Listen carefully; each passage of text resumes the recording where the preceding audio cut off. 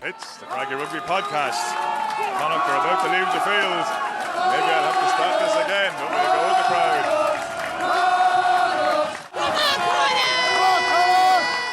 Okay, Danny, this place is waged. Like 10 minutes to kick off. Leinster are just walking by. Nobody's paying them a blind bit of notice, which is unusual. Normally there's a bit more from the fans on that stage, but huge game. Massive game. There's a serious buzz around. Connacht got a great reception and just went quiet for Leinster. There's a bit of uneasiness there, so I think there's a lot of people in the crowd that are 50-50. They don't know which way it's going to go, but hopefully the Crown find their voice very early on. We get behind Connacht and put a bit of pressure on Leinster. Yeah, we need Connacht to do something to help with the fans, keep their voice and get them going, but it's the perfect night. It's a little bit foggy, but it hasn't got any worse in the last half hour or so. But there's not much wind. The pitch is the perfect pitch that we have these days. There's no wind. Look at the flags, they're dead. This is a perfect night for a game of rugby. Nice bit of throwing the ball around. I think it's going to be two teams that are going to try and beat each other up and throw the ball wide. Yeah, let's hope their hands aren't too cold and we get a good game.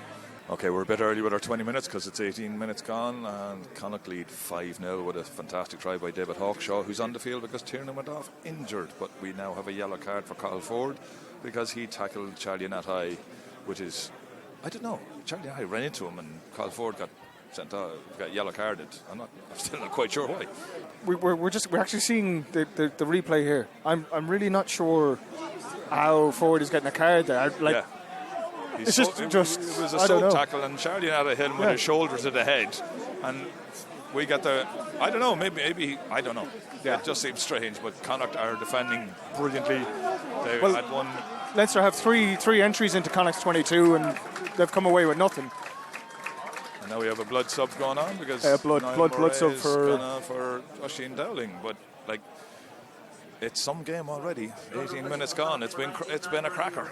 At half time, Connacht lead 8-7, but it's been all Leinster since that 20 minutes. It has, but Connacht have gotten on the wrong side of the ref. We got a very. I'm looking forward to going home and finding out what he said about the yellow card. Yeah. Because from what we could see, it was never yellow. Nope. Also, there was a turnover at a scrum. I'm not sure what happened, but there has to be some kind of foul play for a ref to overturn it. Well, from what I saw there, I think Shirley Langton grabbed someone's scrum cap, which is not allowed, but I don't think it's worth turning a penalty against. But anyway. Hence why I said that we've got on the wrong side of the ref. Yeah, we have. We've definitely got on the wrong side of the ref. I think how many penalties have we got against us? Because it's 5 against us and 7 against Leinster. So only 5. God, it feels like an awful lot more. And one of them is very, very questionable. Yeah, yeah. But with Connacht are hammering them in the scrum. They have their line out under trouble in trouble, and we're winning. But it's been all Leinster. But we're solid defensively. Yeah. Leinster have 6 entries into our 22, and they really don't look like scoring. Yes, off the tap they did, but that's the only time. That was from that original contentious penalty where we'd won the scrum and had destroyed them in the scrum, won a penalty, and there was a bit of contention afterwards. So. Yeah, it was a bit harsh, but that's it. That's getting on the wrong side of the ref. We need to just back the defence, keep doing what Connacht are doing. Like the try that they scored was fabulous. It was an unbelievable pass. Started from a stolen line out, then a nice bit of footwork from Hawkshaw to get the backs onto the front foot, and then a beautiful pass from Mack. Yeah. Sticks Ralston away and then gets his hands on it again, and Hawkshaw doing what Hawkshaw's been doing all season, working his ass off. Gets on the end.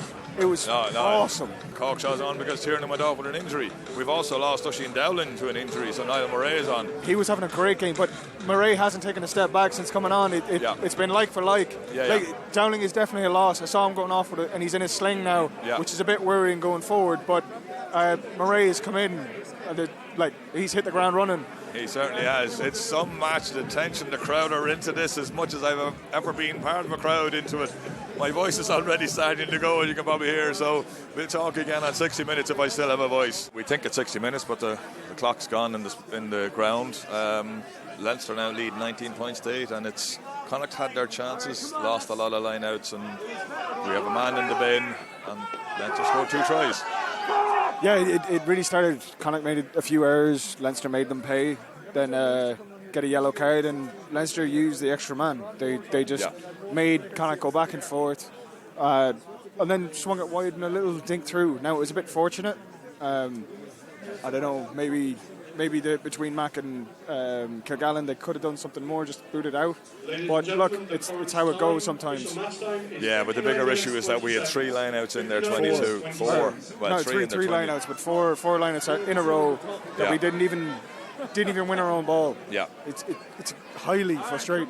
Yeah, and because we were all over them at that stage, we came out and we were flying. We were absolutely flying. So they've got their tails up. You know, they're making us pay. Caolin Ford's packing down a number 8. This legend. 7, 6, 8. Yeah, he can do everything. And he's having a cracking game himself. Anyway, we'll talk again at full time, because we'll know it's full time, because we'll know the whistle. So let's hope Connacht can give us something positive to talk about at that stage.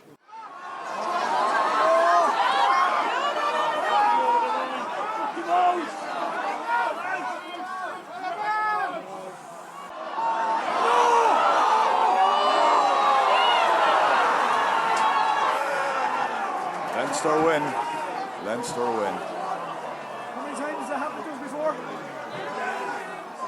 Try for Leinster, scored by number 15, Caolin Blade. Oh, that's disappointing.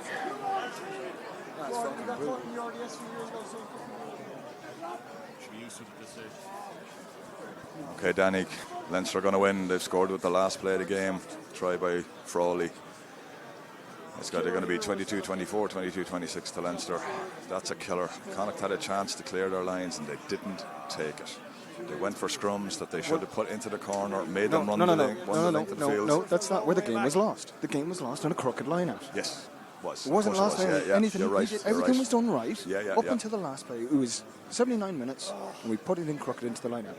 And then Leinster had the balls to go down and do it. Yeah. No, that's the Leinster second team Connacht are losing to, so we can't be looking for Connacht players to beat the Ireland team. Why we can't beat their Leinster second team? He missed the kick, 22-24 to Leinster. Well, Connacht had 2 yellow cards, so don't forget that. Yeah, they did. No need to boo. No need to boo. Connacht threw that one away. We'll go straight to the post-match press conference, which I can't imagine is going to be too clever on the Connacht side. But not much to be said here. Brutal. Caolin Blade, and I know man of the match doesn't matter a job when you lose a game like that, but it was an incredible battle. Yeah, it was. I think the game just had too many flows in it for either side. Look, not taken away from Leinster, but I think we just had enough opportunities to close out the game. We didn't. I think that's the most disappointing thing. A few errors from us at the end. It's a tough one to take. But look, we've a short turnaround for what's a huge game again at home next week. So we'll be disappointed, but we have to move on. It's funny, here last year in the European Cup and in the league game, there were tight games, 10-0. I think the other score, 1-score game. It's a kind of a narrative that you're going to have to break through. It's what's going to take to kind of get that last bit in a big game against a side of Leinster's quality. Yeah, we should have closed the game out. That's the biggest thing. It's always a tough or a close battle here. I think we'd won 8 games at home this year, this calendar year or this year. So I suppose teams find it hard to come here, and I thought the crowd was incredible today. It was sold out, and disappointed for them. But look, we'll review it. We'll see what we can take from it, and we'll move on. This team seems to be in a better place, but you're going to have to get the results to go with it. I mean, 4-3 probably isn't where you felt you should be. No, definitely not. Look, I think we went to South Africa and we had a very good away win. Disappointed them with the result against the Bulls. This would have brought us right back to where we wanted to be with a win tonight. But look, as I said, fair play to Leinster. They're a top quality side, and I'm sure we'll have them again. There's a lot of players kind of stepping in tonight. You're balancing a lot of different things. Obviously there's a good bit of rotation. What's next week going to be like? Because lads want to play against Bordeaux and want to get this out of their system. Yeah, well, look, I think we're going to treat it as a must-win game. We're at home again. Look, Bordeaux also have an array of internationals, but I think the depth we have here and everyone pushing for positions is huge. I don't know what the team is going to look like for the next 2 weeks, but I think everyone's going to be chomping at the bit to play. What's it like in that dressing room? Do you feel it's different than years before? Do you feel like you've taken a step forward? Yeah, like I suppose every year is different. But yeah, I think we have such depth in our squad. But as you said there, we need the results to back it up. I think winning, it's a cliche, but winning does become a habit, and I think at times you play bad and you win, and at times you play very well, you win well. So yeah, look, it's just extremely disappointing. I think that would have been a huge turning point for our season. But look, we can't feel sorry for ourselves. We just have to move on. I'm sure next week we'll be. I suppose the wrath of what happened tonight will come out, so hopefully we'll train hard this week and put a performance together. This last point, I know we like to talk about the crowd, but like you and I both have been in sports ground for a long time. Like it's 95% Connacht fans there tonight. It's incredible singing, it's engaged, it does seem to continue to grow in terms of a fan base. Yeah, I suppose we had 3 home games at the start of the season, and then we had 3 weeks away, so look, running out there and seeing everyone, just the joy in their faces and how loud they were. I think they went from the loudest crowd to the quietest crowd, and that's on us. So look, sorry to them, but just thank everyone for coming out and showing incredible support. No matter what happens, they're always here. So yeah, I'm sure in the next few weeks we'll make up for it. Pete, devastated team, camps, fans, everyone afterwards. That's the starting point. I don't remember a game. It's been quite some time since Connacht have had victory snatched from them like that. What's the feeling down there? Look, really disappointed, frustrated, I think, to lose a game so late. I think especially when, Leinster would obviously have their periods of momentum and their periods of quality, and you expect that against good teams. But the way we responded on each of those challenges, whether it was Leinster getting ahead on the scoreboard, whether it was the yellow cards, whether it was field position, I just thought, I felt we were always going to come back, and to then have them get over the line there on the final play of the game and not have an opportunity to respond. It's it's very frustrating. And we've got to process that. We've got to look at what we can do better, and we've got to channel that into the next game against Bordeaux and make sure that someone's on the receiving end of that. The scoreboard shapes so much about how we talk about the game. Like we're in the process of talking about Connacht's tight 5 controlling this closing stages superbly well, an amazing fight back. The headlines would have been superb for your team, but now there'll be question marks over how you managed those last few minutes.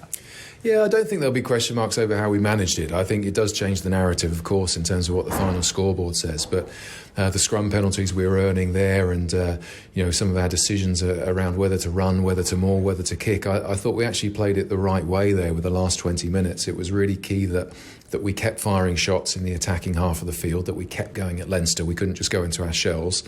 And it was important we got out of our own end cleanly and didn't give them any sort of free opportunities 20-30 metres out from our line. So I just thought the way we went about it, although it wasn't perfect in execution, I thought we had the right idea. But that makes it all the more frustrating then not to get over the finishing line. Just take me back to the first half. You're leading 8-7, but they've had 80% of the territory. What's your read on that? How was the balance of play there?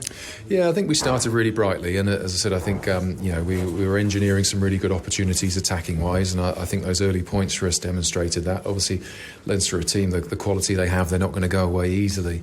I think that period where they had certainly dominating territory and a fair whack of possession as well. We probably responded in terms of the defence. I think we were muscling up. We were asserting ourselves physically, winning turnovers, winning penalties, but probably just not quite getting out of our own half. And I don't think it was through the fault of trying to overplay or run our way out of trouble. I think we kicked, and I think we kicked sensibly. But ultimately, they keep coming back at you, and we knew second half once we got some possession we could cause them some more problems.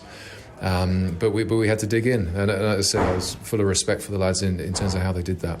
I'm wondering about that reverse penalty. What's your take on that? Because obviously it's in the game, teams win the scrum penalty and they get very fired up. Would you like to see your team just control that a little bit better, or would you be frustrated that there was 2 teams in it and the call went against you? Look, I think I've not watched it close up to see what the see what actually played out with it. But at the end of the day, if a penalty gets reversed, you're always frustrated, and you're always looking to see if we could have reacted better. I thought on the whole we did a good job of channeling that emotional energy. It's always a challenge in Interpros. It's always a challenge, particularly against Leinster, in terms of wanting to make your mark and not take a backward step. But I actually thought on the whole we did a really good job of channeling that into practical actions in terms of how we wanted to play the game. That was a key moment, but I don't think it defined the game either. So we'll look at it, but I don't think it's the story of the game for us. Another key moment that probably didn't define the game, but there was 4 lineouts in a row that went wrong. So what's your take on that? Because it was a big malfunction at a key point in the game. Yeah, we have to be better. At the end of the day, if you're getting opportunities in the attacking third of the field from set piece, errors happen, and sometimes there's decision making errors, and sometimes there's skill execution errors. But you've got to take some of them, and you've got to make it count. I think for us, it's not just the missed opportunity in that bit of the field, but it's then the swing that gives Leinster field position and an opportunity at our end of the field when in that stage you're on top. So that's something we'll look at really closely. I think at the end of the day we still put ourselves in a position to win the game. If you're ahead on the scoreboard with a minute to play, albeit maybe not getting the rub of the green with a couple of refereeing decisions, but you've put yourself in a position to win the game, and that's the biggest frustration. So we'll pour over the whole lot as usual and look where we can get better. But right now there's a lot of disappointment because I thought the character from the lads was magnificent, and I thought a lot of the rugby was really, really, really good. Yeah, just on that, all 3 of Connacht tries came from inside their own half. They're 3 remarkable tries in such a big game. That must give you great pride in the way you entertain your supporters with that. No, I loved it. I loved it. It's what we want to be about. We've talked openly that we want to play with a bit more possession than this season compared to last. We want to play with maybe a little bit more ambition at times. I felt in terms of getting after Leinster around that transition from kick receipt and maybe from winning turnovers, we felt that with the back line we had, we could cause them some real damage, and I thought those scores were really good examples of that. So what we need to do is make sure we layer on that accuracy around sort of first, second phase, and making sure that we make every opportunity count. But certainly some of the rugby we played, it was fitting for the great support we had this evening. I just thought the crowd were magnificent, and as I said earlier, the energy we had from them and the positivity we had from them, whether we were ahead on the scoreboard or behind on the scoreboard, I think there was so much belief in the stadium, in the stands and on the grass, and I'm just sorry we couldn't get the result for them. I'm just wondering, when you win a game like that, is that almost worth double the win because you can pull that into another situation, maybe 5-6 games down the road, where you get the chance and you're able to execute it? Yeah, but you just still got to be honest about the review process, So you come away from the game and you're looking at the outcome, which is 5 points for us. But you need to think, okay, well, process-wise, is this going to be good enough for us? At different stages in the season, So, and that's the bit we just need to get better at this week. So we need to work hard this week, coming, recover well, because again we've shipped a few knocks out there as well, and we just need to get better. Get better as a team. Just keep working hard, different combinations. That's from a new coach coming in as well, and just make sure that we have greater clarity so we can execute better. Over the course of the first 78 minutes of a game. So obviously we execute really well in that last passage of play, but in lots of the passages of play prior to that, there's lots of parts we can get better at. And then again, it's exciting times for us. So we've had these 7 games in the URC with so much change, disruption, and we knew this was going to be a rocky enough period for us because we've had certain transitions in the group. And you weren't sure when all the international guys were going to return, so we've done all that reintegration period. Now we're getting back, and now we just need to try and work together and making sure we build strong, cohesive performances. But that goes back to the training habits on a week-to-week basis. So making sure that we work hard now in the weeks ahead, because it's such an exciting period of games. Obviously, we're just off 2 great derby games for us, Munster and Aviva, which is pretty much sold out game here. We're off to La Rochelle Champions Cup and then a 6-day turnaround to Sale before Christmas. Then 2 more derby games over Christmas and New Year's into 2 more Champions Cup games. So it's great, isn't it? And that's what you want. So, but again, we'll need the group, making sure that everyone's working hard and everyone's pushing in the right direction, and that's the exciting bit for us. I'm in the Caolin room and I've got Danny Deegan and Dave Finn, and God, you know what, I really don't want to do this, but we've got a podcast to do, and because I'm still sickened. Danny, that's so hard to take. Yeah, like the only way I can describe it is just the silence was deafening when Leinster scored the try at the end. Just throw the ball straight, you know, just it's frustrating. Yeah. David, you were doing some great work on the clock timings. I think I might have picked up one of them. I think I got at least one of your timings, so it was really good to take. And Williams joined us as well. Your thoughts? Bit of a sickener, but you give a good team a chance like that and they take it. That's what they do. That's why they're a better side than Connacht. That's why they'll finish higher in the table than Connacht.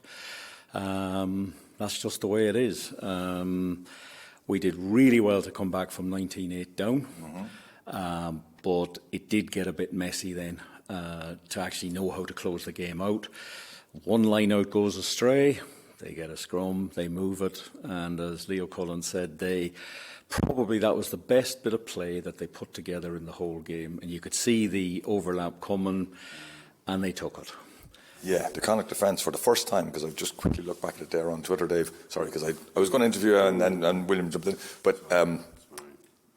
it was the first time our central defence or the centre field stepped back and waited to see what was happening rather than just going up and smashing.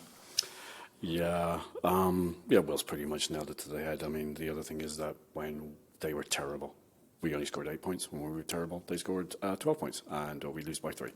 Lose by 4. I lost track. I didn't care. No, we only lost by 2, and if we kicked the penalty just before half time, which I was one of the few people in the clan going, kick the points, and they didn't take them, and you started going scoreboard pressure. That's one turning point. There's a number of turning points in this game. There's a number of things that I just need to go back and look at. I think there's going to be a massive issue about the clock. I really think there's going to be a massive issue with the clock. I shouldn't be calling at the time for the fans.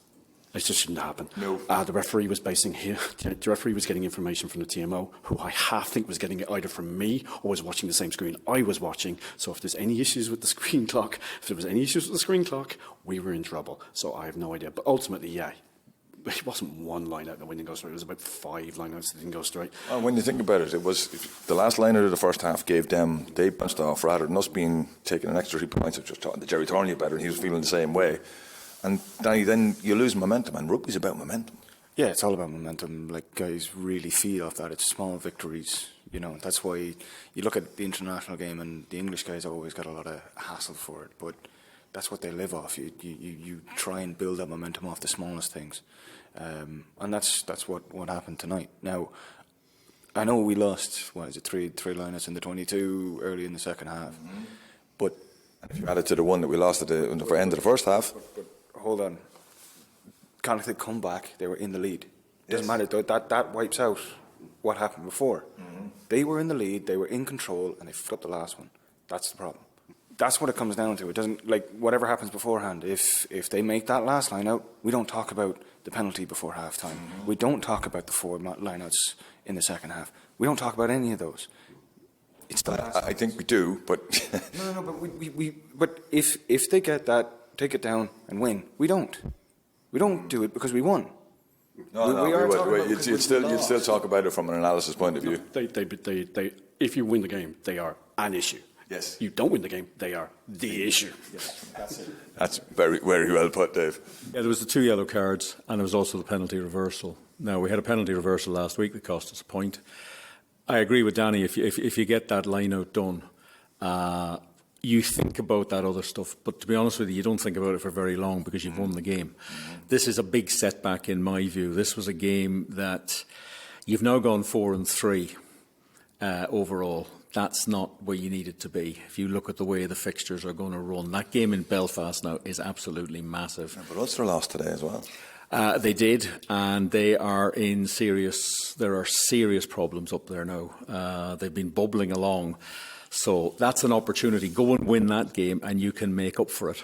But that's going to be a hard one for them to process, especially as they came back and they played some fantastic rugby to get back, and they couldn't see it out. And there was a bit of naivety a couple of times. And as I say, look, they've got out of jail. They got out of jail last year, but that's what you do. It doesn't really matter. Next week, different competition, different opportunities, different team, I would think. Bundy Aki coming back. Mac Hansen made a huge difference tonight. That guy does things. And Diarmuid Kilgallen took his try very well, which Mac Hansen made. He is key to the whole operation. If I was to question the selection, I do not understand why Joe Joyce was played in South Africa last week. Tonight, I think he would have made a massive difference. He would have done something just by smashing into somebody or nailing somebody early. That didn't happen. The physicality, Leinster won the physicality for the first 20 minutes of the game. That doesn't happen when he's on the pitch. And the two injuries, Tiernan O'Halloran going off was a problem. He went off very early. Oisin Dowling, and now we've also heard Jack Ainger. So it'll be interesting. It was that type of game. But to me, Joe Joyce, I wonder if they had that one again, would they say, listen, you sit out the Bulls and get ready for Leinster?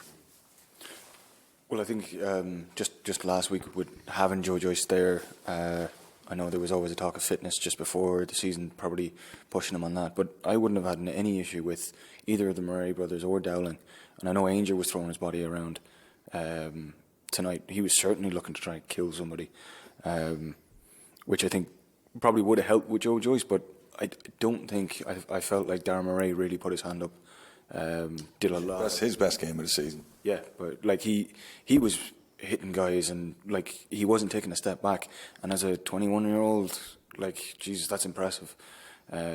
Considering in the position that he's playing, in the second row, he's coming up against guys that are international or nearly international class, and he didn't look out of place. He stood out for me. To be honest, a lot of the guys in the pack did. If you're worried about man of the match, he should have been man of the match. It had to be a player in the pack. And I would have given it to him because he did the 80 minutes. I think to go back on the Joyce thing, Joyce has a lot of experience. And maybe that's the difference. It's just the nous to maybe go to the captain and say this or that. I'll guarantee you he would have said, take the points before half-time. Yep. All the journalists were looking at each other where I was sitting up in the media box, Jerry Thornley in particular, and he just turned around to me and he shrugged his shoulders like, come on, you take... Especially when you've got a competent goal kicker. Yeah. And then you run off the field feeling good, whereas they ran off the field feeling wonderful. Well, the only thing was that Pete said that he backed the players' choices. And what has JJ been doing up to this point? He was taking kicks early on, especially in the first couple of games.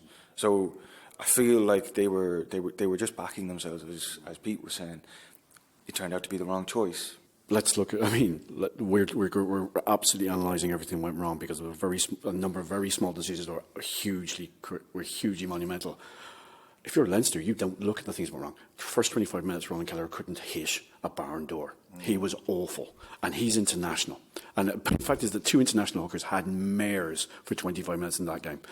Secondly, both their wingers went off. They almost paid for having it. Well, Osborne went off in agony. Rob Russell was basically on one leg for the last 10 minutes. They almost paid for having a 6-2 split. Their scrum when Tyke Furlong and Cian Ealy came on went backwards. But Leinster will not. They will analyse that and they will make sure that improves. But nobody outside of Leinster is going to be talking about that because ultimately Kieran Frawley crosses the line. Those are things we spotted. Also, Leinster have this ability to not get yellow cards when they repeatedly infringe in the 22. And I've seen them do it when they've been winning by 30 points. Never mind, they just don't pick up yellow cards. There seems to be a reluctance to give them to Leinster. To give a warning twice that the next person is going to the bin, and then the very next penalty that they give away in the second half is for exactly the same thing, and you go, you're getting another warning. That's the luck favours the brave, and they got lucky in those things, but they were brave in the last play. So, but we were brave at times. But yeah, we're brave and naive, and they're brave and winning. So that's the big issue. All right, you know what? I've had enough of this. I can't take any more. You don't want any extra business, no? A couple of things. Any other business? We'll take any other business. Yeah, a couple of things. Delighted to see that the Women's Six Nations games are being moved around the country. One in Cork, one in Dublin and one in Belfast. So hopefully when this stadium is finished here, Connacht will be able to put up their hands for one. That needed to happen a couple of years ago. And Emer O'Dowd has been made senior head coach here at Connacht. I'm absolutely delighted. We'll be talking to her during the week, so we'll have audio on that for you. And we might have a very special audio next week to, so we say, introduce the European competition. I leave it at that. Sounds good to me. Dave's got one. Well, first of all, Emer O'Dowd, up Mayo. And secondly, lads, we have, I mean, I know I'm going to, we're a professional, we're a top-tier league. We're an outfit in a top-tier league. We cannot have a situation where we were relying on 3 people watching a TV screen to tell the referee the time. We have. That's fundamentally wrong. Yeah, just point out that happened during the Women's Interpros 2 times out of 2. Exactly the same problem with the clock. And led to that bizarre finish. Get it fixed, folks. It's not good enough. And as well, tell photographers not to stand in front of the clock. They're not supposed to stand in front of the clock. Ball boys as well. Ball boys, don't. The ball team. Let's go with that. Let's finish on that one. We'll go there, folks. We'll be back with you during the week when I'm in a better mood. I want to actually talk more about rugby, but I just don't want to talk about it anymore now. I'm going for a point. Loose, cut it loose. Break out or nothing changes.